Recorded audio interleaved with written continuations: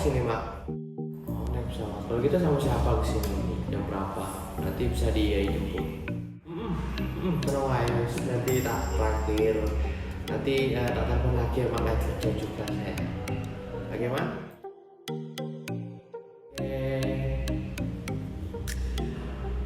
Gimana ya makanannya? Ini enak cuman, aduh temannya nipis lagi. Wah, ini kudu cari yang enak nih buat traktir.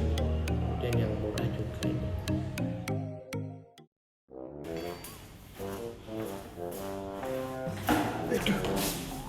Nek mlaku kuwi ngati-ati. Yo nyong lah sengaja, bro. Piye? Duran HP. Ngelok tadi.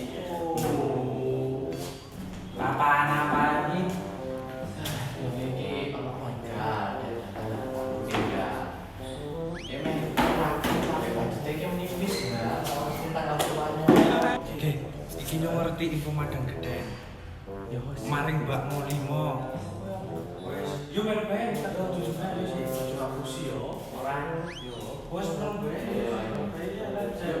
Kuwi wali kok sapa, bro? Oke, wes intine melu bae, ku ketemu karo wong iki ya.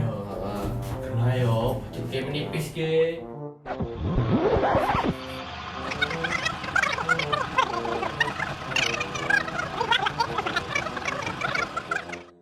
Lagi Mbak Mo 5. Oh, piye po? Mbak mau lima. Oke, Mbak omongnya ke Ardi pengen naktir keluarga, madang geden, we bingung kok nih.